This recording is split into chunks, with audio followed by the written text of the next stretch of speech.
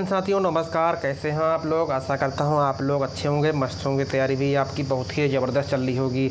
तो आज की क्लास हमारी बहुत ही महत्वपूर्ण होने वाली है। आप हमारे वीडियो में अंत तक बने रहिएगा। जो यूपी प्री एग्जाम की तैयारी कर रहे हैं तो उनके लिए भाई ये क्लास बहुत ही रामबाण होने वाली है। तो चलिए हम पहले प्रश्न को हल करते हैं। एक परीक्षा में अनीता 31% अंक प्राप्त की तथा 16 अंकों से अनुत्तीर्ण हो गई। सुनीता 40% अंक प्राप्त की तथा उत्तीर्ण होने के अंक से 56 अंक अधिक पाई। उत्तीर्ण होने के लिए न्यूनतम अंक ज्ञात करें। देखो इधर बहुत सिंपल है। इधर देखो 31% अंक प्राप्त की कौन? अनीता। और 16 अंकों से फेल हो गई यानी उत्तीर्ण हो गई, ठीक, अनुत्तीर्ण हो गई। तो अगर ये 16 अंक इसको हम जोड़ दें यानी 16 अंक अगर ये और पा जाती तो ये पास हो जाती, बिल्कुल पास हो जाती। अगर ये 16 अंक पा जाती तो ये पास हो जाती, बिल्कुल पास हो जाती। अब सुनीता जो है 40% अंक प्राप्त की। सुनीता जो है 40% अंक प्राप्त की तथा उत्तीर्ण होने के अंक से 56 अंक अधिक पा गई होगी। सब कह रहे होंगे हाँ हाँ क्यों नहीं, नकल करके पा गई होगी, चिट्ठी चीट करके पा गई होगी, है ना। तो ये अगर मैं 56 इसको माइनस कर दूं तब भी तो ये पास हो जाएगी। अगर मैं 56 माइनस कर दूं तब भी तो ये पास हो जाएगी। अगर मैं 56 माइनस कर दूं तब भी तो ये पास हो जाएगी, बिल्कुल पास हो जाएगी। क्योंकि वो पास होने से यानी उत्तीर्ण होने के अंक से जो 56 अंक अधिक पाई है ना। तो देखो इधर 40 से 31 घटाओगे कितना बचेगा? 40% से 31% घटाओगे कितना बचेगा? 9% बचेगा। और इधर 56 में 16 जोड़ोगे तो कितना हो जाएगा? 72 हो जाएगा। कितना हो जाएगा? 72। यानी 9% का मान कितना आ गया? 72। तो 1% की वैल्यू निकाल लोगे, 9 8 72। तो 1% का मान कितना आ गया? तो 1% का मान आ गया 8। अगर मैं पूछूँ 100% का मान कितना होगा तो कितना होगा? 8 × 100। 8 × 100, ठीक, 8 × 100 तो कितना हो जाएगा? 800 हो जाएगा। कितना हो जाएगा? 800। इतना समझ में आया? ये जान रहे हो क्या है? ये कुल अंक हैं, यानी कुल समझो पूर्णांक है ये, है ना। ये आपका 800 क्या आया है? पूर्णांक है ना, कुल अंक है, ठीक। तो आपको निकालना क्या है? आपको निकालना क्या बताओ? आपको निकालना है पास यानी उत्तीर्ण होने के लिए न्यूनतम अंक। बताओ 1% की वैल्यू कितनी थी? 1% की वैल्यू कितनी थी? 8। 1% की वैल्यू कितनी थी? 8, ठीक। तो हम निकालेंगे 31। तो 31% का मान कितना हो जाएगा?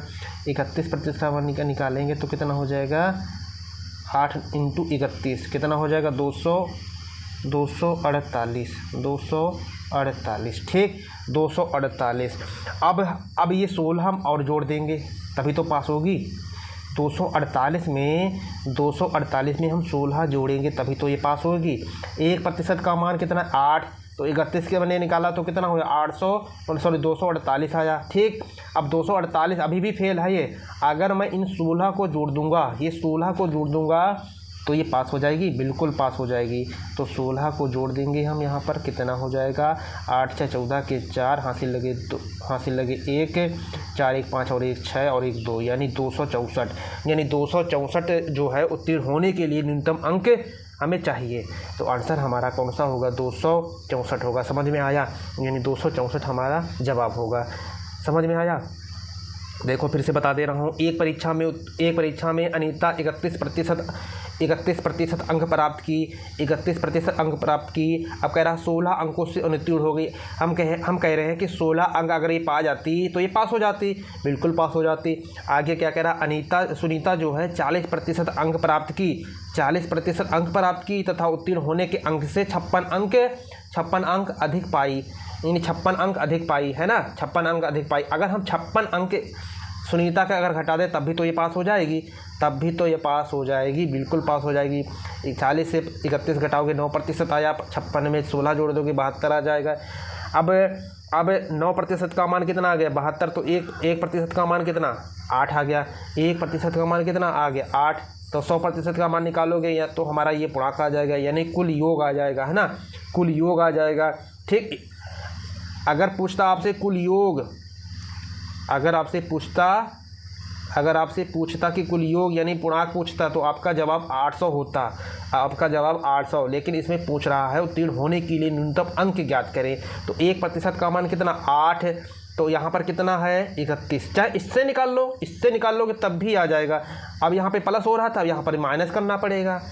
यहाँ पे प्लस करते हैं यहाँ पर, और यहाँ पर हमको माइनस करना पड़ेगा। अगर इससे निकालोगे तो समझ में आया। चाहे इससे निकालो चाहे इससे निकालो, कोई दिक्कत नहीं है। अधिकतम अंक न्यूनतम अंक, ठीक। 1% का मान कितना 8, तो 31 का मान निकालोगे, इनकी गुणा कराए तो कितना हुआ 248। तो 248, ठीक। अब 16 और जोड़ेंगे तभी तो ये पास होगी। तो 248 में हमने 16 और जोड़ा तो ये कितना 264, यानी 264 ये है उत्तीर्ण होने के लिए न्यूनतम अंक है। समझ में आया। तो जवाब हमारा बी हो जाएगा। चलिए नेक्स्ट क्वेश्चन पर ये लगा दो। बहुत ही आसान सा सिंपल सा क्वेश्चन है, सेम है बिल्कुल उसी की तरह है, लगाइए।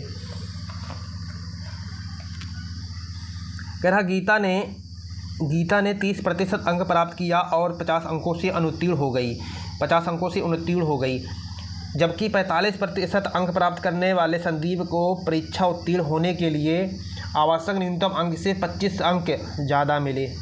64% अंक प्राप्त करने वाले विमल को कितने प्रतिशत अंक मिले। बहुत सिंपल है, देखो इधर गीता जो है 30% अंक प्राप्त किया, ठीक। और क्या हो गई 50 अंकों से अनुत्तीर्ण हो गई।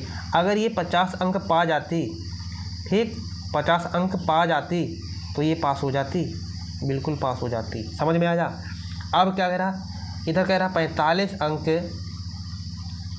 45 अंक प्राप्त करने वाले संदीप को परीक्षा उत्तीर्ण करने के लिए आवश्यक न्यूनतम अंक 25 अंक ज़्यादा मिले।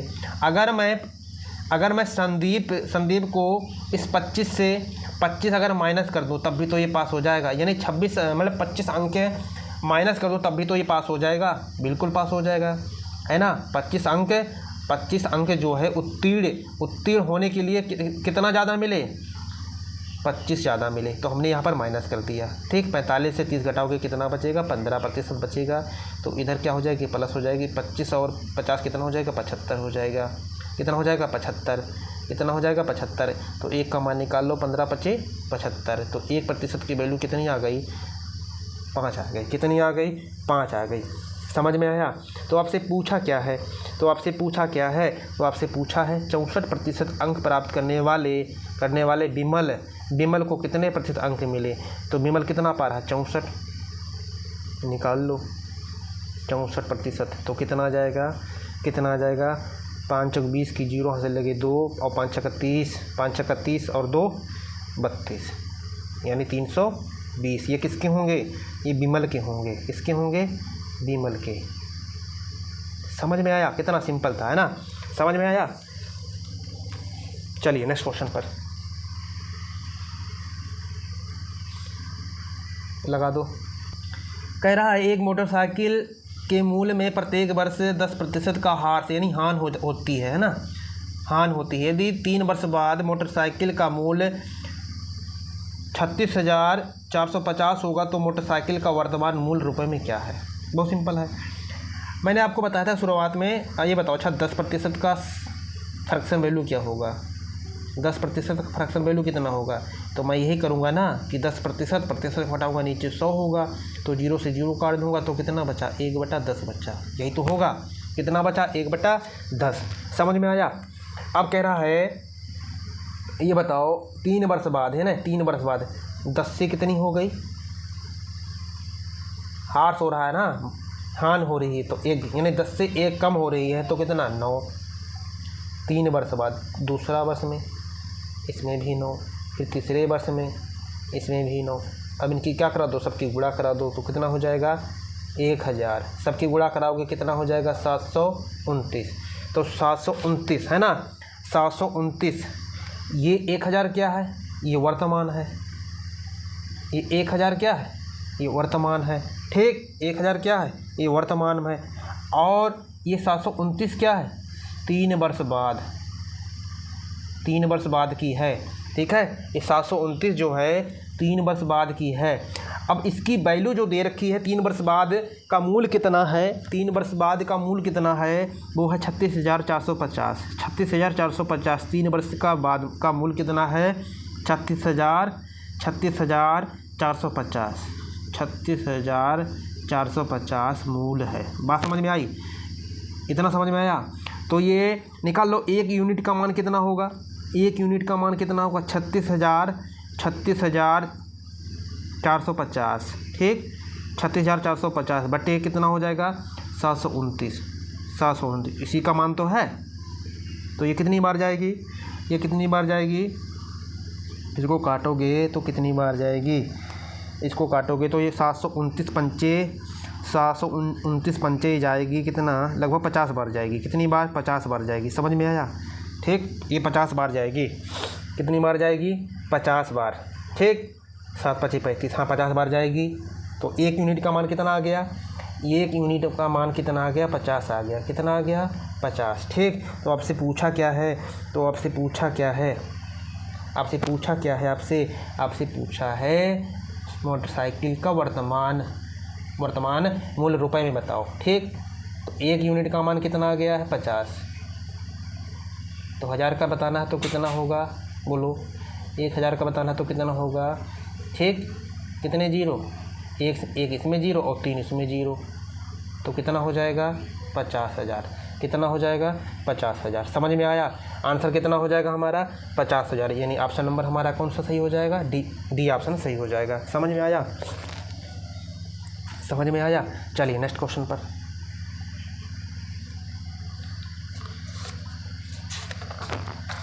एक गाड़ी का मूल्य 15% की वार्षिक दर से कम होता है यदि उसका वर्तमान वेतन मूल्य 43,000 कितना है, 4,33,500 रुपये है, तो 2 वर्ष पूर्व गाड़ी का मूल्य रुपए में क्या था। क्या काट दो यहाँ पर, ये नहीं होगा। करना क्या है आपको, 15% का फ्रैक्शन निकाल लो, कितना होगा, 15/100।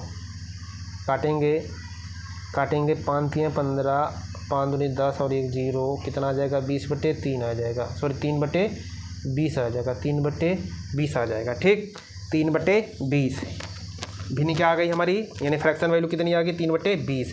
अब देखो कह रहा 2 वर्ष पूर्व है ना, 2 वर्ष पूर्व। देखो इधर 20 से कितनी हो गई, 20 से कितनी, 3 माइनस हो रही है ना, 3 तो 17। ठीक, फिर अगले वर्ष में 20, फिर कितना, फिर भी 17, इनकी गुणा हो जाएगी, 20 × 400, 17 289। ठीक, 17 289। तो ये बताओ 400 क्या है, 400 क्या है, ये वास्तविक मूल्य है, यानी पहले का मूल्य है। ये 400 क्या है, ये पहले का मूल्य है। ये 400 जो है ये पहले का मूल्य है, और ये क्या है, 289, ये वर्तमान का मूल्य है। ये वर्तमान का मूल्य है। ठीक, ये वर्तमान का मूल्य है। 2 वर्ष पूर्व कहा था ना, तो ये वर्तमान मूल्य किसका होगा, 289। तो 289 हमारा वर्तमान का मूल्य है। ठीक, तो इसका मान कितना दे रखा है, इसका मान कितना दे रखा है, वर्तमान का मूल्य कितना है, 4,33,500, 4,33,500, 4,33,500 इसका मान दे रखा है। तो 1 यूनिट का निकाल लो, 1 यूनिट का मान कितना होगा, 4,33,500। ठीक, काटोगे कितने, 289 से, कितनी बार जाएगी, 17 × 17, 17 289, ये जाएगा कितना, जाएगा 1500। कितनी बार जाएगी, 1500 बार। कितनी बार जाएगी, 1500। यानी 1 यूनिट की मान कितनी आ गई, आप काट लेना, ये 1500 बार जाएगी। कितनी बार जाएगी, 1500 बार। ठीक, तो आपसे पूछा क्या है, आपसे पूछा है 2 वर्ष पूर्व यानी पहले का, 2 वर्ष पूर्व यानी पहले का पूछा है, 1 यूनिट का मान आपको पता है कितना, 1500। तो 400 का कितना होगा, 400, 15 × 4 = 60, 2 इसमें 0 हैं, तो इसमें 0 है, तो कितना हो जाएगा 60, यानी कितना हो जाएगा 6 लाख, कितना हो जाएगा 6 लाख। ठीक, जवाब हमारा कितना होगा 6 लाख। समझ में आया? 2 वर्ष पूर्व का पूछा है, तो पूर्व हमारा यही तो है, 400 ही तो है हमारा, 2 वर्ष पूर्व का 400 ही तो है ना। तो चले अगले क्वेश्चन पर, चलिए लगा दीजिए। कह रहा ए और बी के वेतनों का योगफल 43,000 रुपये है। ए अपने वेतन का 95% खर्च करता है और बी अपने वेतन का 80% खर्च करता है। अब यदि उनके बचत का बराबर है, बराबर है तो बी का वेतन रुपए में कितना होगा? बहुत सिंपल है, देखो इधर ए प्लस बी का मान कितना दे रखा है 43,000। ए प्लस बी का मान कितना दे रखा है 43,000। ठीक, ये बताओ ए जो है ए का कितना खर्च करता है 95 खर्च करता है, तो बचाता कितना होगा? ये बचत कितना 5%। 55 वो 95 खर्च करता है, 95 खर्च करता है तो कितना बचाता होगा? 5 बचाता होगा। अब इधर बी कितना खर्च कर रहा है 80 खर्च कर रहा है, तो बचाता कितना होगा 20 बचाता होगा, 20%। अब कह रहा है यदि उनका बचत दोनों बराबर हैं, बस सवाल ख़त्म यहाँ से। अब यह कह दिया कि दोनों बचत का बराबर हैं, दोनों बचत क्या है बराबर है। ठीक, दोनों बचत क्या है बराबर हैं, दोनों बचत बराबर है, प्रतिशत से प्रतिशत काट दो। ठीक, 5 कम 5, 5 चौक 20। अब बताओ ए अनुपात बी का रेशियो कितना आ जाएगा? ए अनुपात बी का अनुपात कितना आ जाएगा? तो ए का कितना होगा 4 हो जाएगा। उल्टा हो जाता है, जिसके साथ देखो ए के साथ में 1 है और बी के साथ में 4 है, तो ए का कितना हो जाएगा 4 और बी का कितना हो जाएगा 1। समझ में आया? बी का कितना हो जाएगा 1। ठीक, तो दोनों का बचत कितना हो जाएगा 4 1 5। दोनों का बचत कितना 4 1 5। तो इधर बचत कितना है, इधर बचत कितना है 43,000। इधर बचत कितना है 43,000, यही तो है। इधर बचत कितना है 43,000। इधर दोनों का बचत का अनुपात कितना 4 1 5 है ना, योग कितना है 5। दोनों का योग इधर कितना 43,000। इधर दोनों का योग कितना है 43,000 है ना, और दोनों का बचत इधर कितना है 5। काट दो, 5 अट्ठे 40, 3 बची, 5 छक्का 30 और 2 0, यानी 1 यूनिट की मान कितनी आ गई? 1 यूनिट की मान आ गई कितनी 8600। ठीक, तो अब से पूछा क्या है भाई? तो अब से पूछा क्या है बी का। तो बी का कितना 1 है तो है, बी का कितना है तो 1 से गुणा कराओगे तो कितना आएगा भाई? बी का मान कितना है 1 है तो है, गुणा कराओगे कितना आएगा 8600। तो बी का मान कितना आ जाएगा? बी का मान कितना आ जाएगा 8600, यानी ऑप्शन नंबर हमारा ए सही हो जाएगा। समझ में आया? चलिए नेक्स्ट क्वेश्चन पर लगा दो। सेम क्वेश्चन है, लगा दो। देखो कह रहा 2 संख्याओं का योगफल कितना है? मैंने कहा ए प्लस बी, 2 संख्याओं का योगफल 50 है। कितना है 50 है। 2 संख्याओं का योगफल कितना है 50 है। ठीक, 50 नहीं भाई, यहाँ पे 520 कर लेना, यहाँ पर टाइपिंग मिस्टेक हो गई। 520 कर लेना यहाँ पर, 520। दोनों का योगफल 520 कर लेना, दोनों का योगफल 520 कर लेना। ठीक है, दोनों का योगफल 520 कर लेना, दोनों का योगफल 520 कर लेना। ठीक, दोनों का योगफल 520, दोनों का योगफल 520 है। कितना है 520।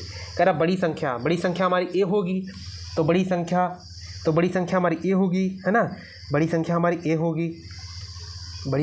होगी, कितना प्रतिशत कम कर दिया जाए 4%, तो कितनी बचेगी 4% कम कर दिया जाए तो कितना बचेगी 96%। कितनी बचेगी 96%। ठीक, तो बड़ी संख्या हमारी ए होगी। और कह रहा छोटी संख्या में 12% बढ़ा दिया जाए तो 100 पे, है ना, तो 112 हो जाएगा, 112%। छोटी संख्या हमारी बी हो गई मान लो। अब क्या करेंगे देखो उधर प्रतिशत से प्रतिशत काट देंगे, ठीक। अब काट दो इसको 16 छंग 96, 16 सत्ते 112 है ना। तो ए बी का कितना आ जाएगा, ए बी का अनुपात कितना आ जाएगा, ए बी का अनुपात कितना आ जाएगा, तो ए का कितना हो जाएगा 7 और बी का कितना हो जाएगा 6। ठीक, समझ में आया। ए का कितना हो जाएगा, उल्टा हो जाता है, इसका अपोजिट हो जाता है। ए का कितना हो जाएगा 7, बी का 6। ठीक, तो दोनों योग कितना हो जाएगा 7 6 13 हो जाएगा, 7 6 13 हो जाएगा। ठीक, तो दोनों का योग इधर कितना है, योगफल 520 है। दोनों का योगफल इधर कितना है 520 है, इधर दोनों का योगफल 13, तो ये आपस में बराबर हो गए। काट दो इसको, 13 एकम 13, 13 चौक 52, यानी 1 यूनिट की मान कितनी आ गई, 1 यूनिट की मान आ गई 40। कितनी आ गई 40। तो आपसे पूछा क्या है, आपसे पूछा क्या है, प्राप्त संख्या एक समान होंगी तो उनमें छोटी संख्या, तो छोटी संख्या हमारी कितनी है 6 ही तो है।